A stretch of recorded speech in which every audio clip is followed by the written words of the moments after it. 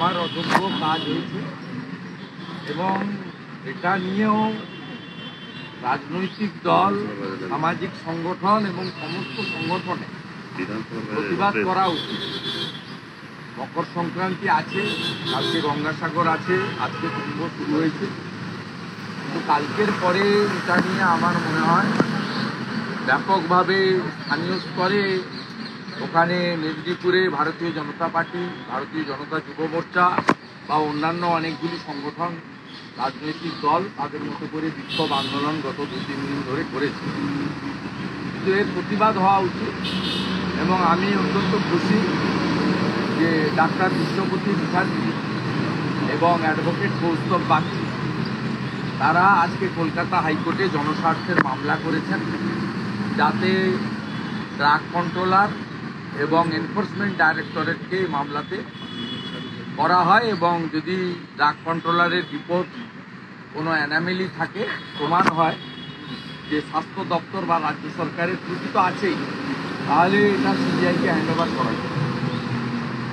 এবং leave granted হয়েছে বলে আমি কৌস্তব বাগচির কাছ থেকে জেনেছি, বৃহস্পতিবার আছে। এর বাইরেও আরেকজন অ্যাডভোকেট মাননীয় আমাদের উনিও একটা নিয়েছেন, দুটো বিল হয়েছে, বৃহস্পতিবার আছে। যাই হোক, আমি আশাবাদী যে জনস্বার্থের এই বিষয়ে যে সবাই হস্তক্ষেপ করবে, কারণ এটা একদম দিনের আলোর মতো পরিষ্কার এবং ডকুমেন্ট বলছে, কথা বলছে যে স্বাস্থ্য দপ্তরের এখান থেকেই এই মারাত্মক ক্ষমার অযোগ্য ত্রুটিটা হয়েছে। কর্ণাটক সরকার 13ই ডিসেম্বর লিখিতভাবে, যার ডকুমেন্ট আমার কাছেও আছে, আপনাদের কাছেও আছে, 13ই ডিসেম্বর পাঠিয়েছে এবং তারপরে আপনারা দেখেছেন যে রাজ্য সরকার একটা দায় সারা 5 জানুয়ারি এই কোম্পানির স্যালাইন এবং অন্যান্য ওষুধের জন্য না বলেছিল, কিন্তু তারপরেও ইউজ করা হয়েছে এবং বেলা 12টা নাগাদ, আমি ব্যক্তি কেউ নয়, অ্যাজ এ এলওপি, আমি এ বিষয়ে টুইট করা এক্স হ্যান্ডেলে দেওয়ার পরে 2:48 আবার হোয়াটসঅ্যাপ মেসেজ দিয়ে বলা হয়েছে যে এটাকে বন্ধ করো, সবগুলো সুপারকে, এমএসডিপিকে, সবাইকে বলছে এবং রিটার্ন মেল এবং হোয়াটসঅ্যাপ নম্বর স্বাস্থ্য ভবন থেকে দিচ্ছে। এখানে যে পাটে মমতা ব্যানার্জি স্বাস্থ্যমন্ত্রী তার ত্রুটি বা নারায়ণ স্বরূপ নিবগমের ত্রুটি, সেটা হচ্ছে 1 নম্বর, এই সেলাইন প্রকিউরমেন্ট সেন্ট্রালি করা হয় স্বাস্থ্য ভবন থেকে টেন্ডারের মাধ্যমে। দ্বিতীয় হচ্ছে 13ই ডিসেম্বর কর্ণাটক সরকার বলার পরেও প্রায় 3 সপ্তাহের বেশি, 1 মাসের কাছাকাছি এই বিষয়ে সরকার কোনো পদক্ষেপ গ্রহণ করেনি।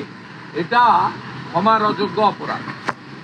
তৃতীয়ত, যে কোম্পানিকে 22 সালে যে টেন্ডার ছিল তার 6 মাস টেন্ডার এক্সটেনশন দিয়েছে স্বাস্থ্য দপ্তর, এটাও একটা ক্ষমার অযোগ্য ত্রুটি এবং এর পিছনে অর্থ আছে, এটা আমি দাবি করি। এবং যদি ইডি এই কেসটা নেয়, মানি লন্ডারিং প্রমাণিত হবে। এবং সবচেয়ে যেটা, এদের যে কোম্পানির যে যতগুলো কোম্পানি আছে, মাল্টিপল নাম্বার অফ কোম্পানি, তাতে 2টো কোম্পানি জেনুইন, বাকি সমস্ত কোম্পানিগুলো ফলস। এই কোম্পানিগুলো, ফলস কোম্পানিগুলোকে টেন্ডারে সাপোর্টিং হিসেবে দেওয়া হতো এবং এখানকার যে কোম্পানির সাপ্লায়ার, তার মধ্যে মুকুল ঘোষ বলে একজন ডাইরেক্টর আছেন, মুর্শিদাবাদের বহরমপুরে বাড়ি, তিনি পলিটিক্যালি শাসক দলের ঘনিষ্ঠ। তিনি কলকাতায় এসে এই সেটিং এবং management, handover of the card money, percentage এবং কিভাবে আরএফপি হবে, কিভাবে টেন্ডার হবে, কিভাবে সাপোর্টিং ডকুমেন্টস দেব, কিভাবে অন্য কোম্পানিকে ঢুকতে দেব না, এগুলো সব করেছেন। সব মিলিয়ে আমরা আরজি করে প্রকিউরমেন্টের যে দুর্নীতি, ডাক্তার আক্তার আলীর অভিযোগের ভিত্তিতে অ্যাডভোকেট তরুণ জ্যোতি তেওয়ারির আইনি লড়াইতে যে কেস সিবিআই নিয়েছে, এই বিষয়টাও তার থেকেও অনেক বেশি করাপশনের প্রশ্নে, প্রকিউরমেন্টের প্রশ্নে, এবং এটা ক্ষমার অযোগ্য হয়েছে। আমি সেদিনও ডিমান্ড করেছিলাম as a leader of opposition, আজকে আমার 2 কলিগ এমএলএকে সামনে রেখে আমি আবার ডিমান্ড করছি যে এই কেস এফআইআর হওয়া উচিত স্বাস্থ্যমন্ত্রী মমতা ব্যানার্জি এবং সচিব নারায়ণ স্বরূপ নিগমের উপরে এফআইআর হওয়া উচিত, এবং এই কেস এনফোর্সমেন্ট ডাইরেক্টরেট ইডিকে অবিলম্বে নিয়ে নেওয়া উচিত, এবং জনস্বার্থের মামলার শুনানির জন্য বাংলার মানুষ অপেক্ষা করে থাকবে। কলকাতা হাইকোর্ট অভয়াকাণ্ড বলুন, অনেকগুলো ঘটনায় বলুন, তারা ত্রাতার ভূমিকা পালন করেছে। গরিব মানুষ হসপিটালে যান। আজকে যে প্রসূতিটি মারা হয়েছে, না মেরে ফেলেছে মমতা ব্যানার্জির দপ্তর, তার 2 বাচ্চাকে নিয়ে তার স্বামীর যে কান্না, এই চোখের জলে মমতা ব্যানার্জি এবং তার দল ধ্বংস হবে, তার সরকার ধ্বংস হবে। এবং যেভাবে যে অন্যায় আপনারা করেছেন, এই অন্যায়ের ক্ষমা নেই, ক্ষমা নেই। আমাদের ভিডিও ভালো লাগলে লাইক এবং শেয়ার করুন। কমেন্ট সেকশনে গিয়ে জানান আপনাদের মতামত। আরও ভিডিও পেতে আমাদের চ্যানেল সাবস্ক্রাইব করুন এবং প্রতি মুহূর্তে খবরের আপডেট পেতে প্রেস করুন বেল আইকন।